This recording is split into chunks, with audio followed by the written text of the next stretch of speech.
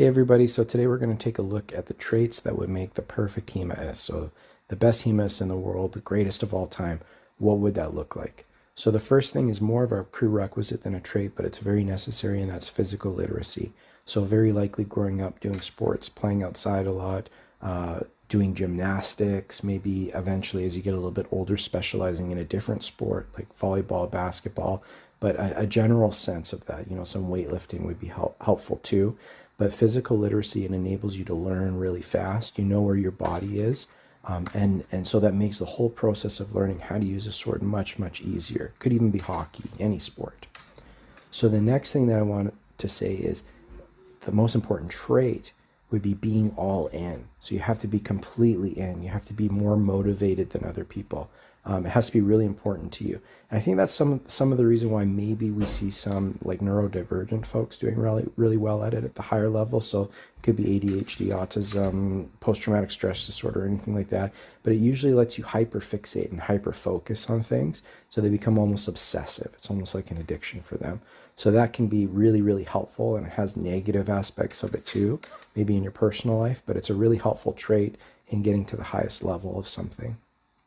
The next one for me that's really important is openness. So there's going to be many times throughout your fencing career that you will have to completely break down your style and rebuild it from the ground up. And I don't even just mean necessarily your personal style within fencing, but especially for HEMA, you have to break down your beliefs constantly about what fencing is, because it's changing so rapidly. And the way you were taught, you don't want to become dogmatic at all. So you have to be a completely open person to changing this. And we kind of saw this early on through this idea that people shouldn't integrate sport fencing, say, right? Or it was a corruption, or using other martial arts. I think we're going to get to the point where we're training a bunch of different things, developing new tactics that are specific to us as the sport and as the history of it, or as the game develops even more. And it's not even necessarily from just a sporting perspective, but it's also the integration of historical techniques more and more, the integration of other sports, whether that's like elements of training, boxing, wrestling. Doesn't even have to be a martial art, but you can integrate that into it.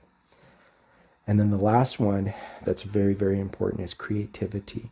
So you're not just going to have to creatively come up with solutions on the spot. You're going to have to do that many, many times, like during the course of fencing, is using your creativity to come up with something that you haven't trained before, because you can't train against everybody. People are going to have absolutely unique bodies, brains, tactics that you've never encountered before, and you have to adapt to that on the fly.